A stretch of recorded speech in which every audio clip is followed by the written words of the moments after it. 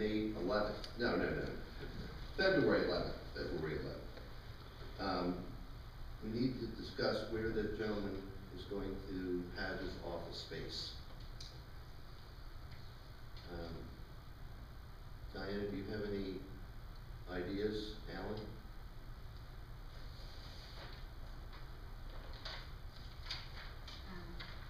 You asking me something? On both, any council member. No, I was. What spots are available? We have a conference room in the commissioner's area that we, or councilman area that we could give up. We could put him in the former electrical board office space. We could, one or more of the council members could give up their office space or combine office space to allow one space for the county manager, council manager. That's personally my preferred is I'll be happy to give up or share space, allow him to have an office in our, I'll call it council rep.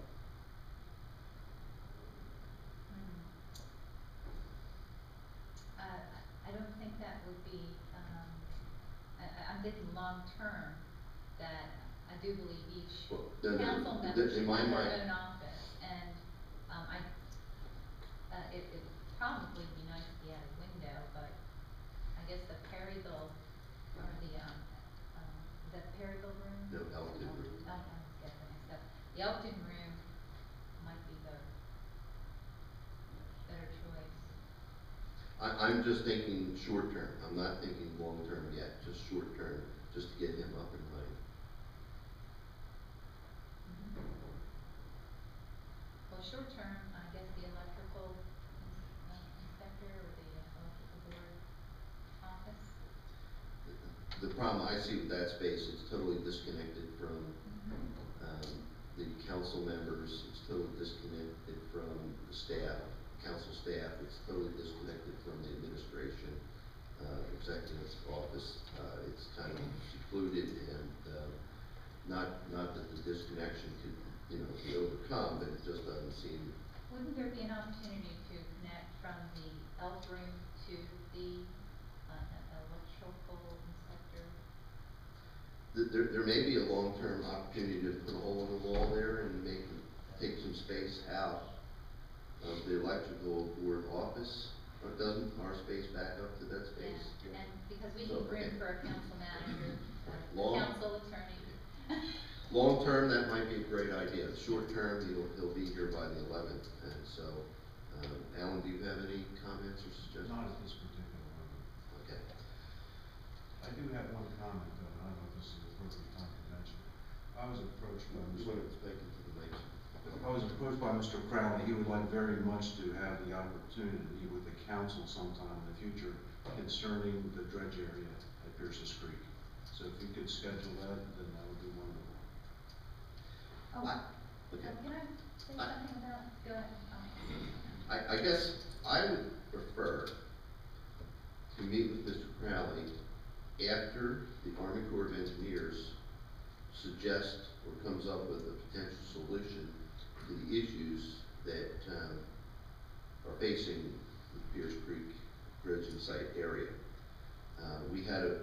Yesterday we had a briefing with the Army Corps of Engineers and the Port Authority on some of the things that are pending, and the announcement of the results of the groundwater testing, but I didn't hear anything definitive on what's going to happen. And so I don't have a care. I don't have a problem with meeting him, but I'm not sure what he's going to say other than we don't work with the Corps. So the question is, do we want to hear what the Corps has to offer, or do we want to hear what he has to say today? Well, my personal opinion is I would be interested in hearing what he had to say. He said there's a number of people that would like to participate in this meeting, and he seems to think that many of the facts which are germane to the issues have not been brought to light. I agree with that, and gentleman's name who's provided us with a lot of the reports from the concerned citizens in that area, and that's what I was trying to bring up at the meeting yesterday. All the concerns they had were validated in the insistence of certain types of studies that were conducted. And on that point, I had contacted, well, there's a report about a sewage spill at APG. It's at Kings Creek. And reading the article, there was a gentleman, Mr. Helms, who commented, and after speaking with him, he had said that back in Ehrlich's administration, he had secured a $20 million commitment by the federal government to address the pollution caused by the sanitation building, whatever, at Kings Creek, and that it has been known to be a huge contributor of pollution to the bay. So while, you know, MDE is imposing these mandates, so is EPA. But just like MDE, they're not taking responsibility for what they should be doing to clean up the bay. So I'd like to find out. Okay, Vicki, would you schedule a meeting on one of our work sessions? Who is that with? Mr. Crowley and the Concerned citizens from Bayview. Director. I have to. I wanted to follow up. Director Klein, could you find out if the $20 million that Ehrlich had allocated to clean up this sanitation facility at Kings Creek, if it was actually applied or was it reallocated? If you could check with the state of Maryland, according to what he had learned, and I did find a documentation of Ehrlich seeking that funding. I didn't see it being confirmed. I just wanted to know, was that money applied? And I don't think it was, because we're seeing spills occur now. If you have some information you can provide me to. Yes. Okay, thanks. I just know you probably have more contacts than I to pursue. Okay. So, and the other part was the Conowingo Dam, FERC relicensing, the EPA. Despite having the information, here was a new discovery. The study to find out where the dam was at in containing the sediment was actually funded by Exelon. We just discovered that. So that kind of compromises the findings of that study. Okay. I submitted a bill to Councilman McCarthy for the parliamentarian that came to Cecil County 2 weeks ago. His bill came to a whopping $112.24. He was here all day. He sat through our work session. He provided 2 hours of training. He provided documents and handouts, and the tolls were $9.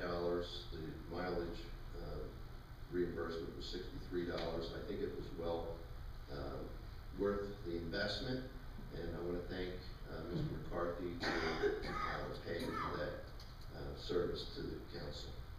Well, I was somewhat surprised by some of his recommendations. I guess you would like your king seat there, but the thing that shocked me most was his recommendation to not record the meeting. And I hope we don't follow through. I don't think that he said that. Yes, he did. Okay. No, I think he said that the minutes were the official record.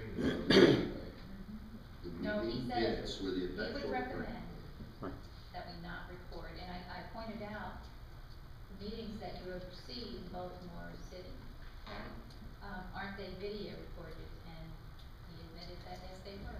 I don't think anyone on the council has any intention of eliminating the audio of our meeting minutes or meetings.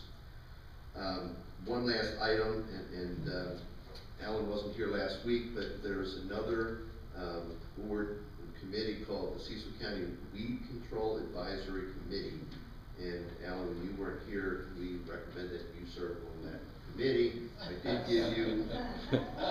did give you a a notice of a meeting on February 20th. I'd like to have a motion to approve, Mr. McCarthy as a member of that advisory committee. Mr. McCarthy, do you want to serve on that board? I most certainly do. I So have my I'll- pump sprayer in my truck. You're the very council committee. All right, so I'm gonna take that as a motion and a second.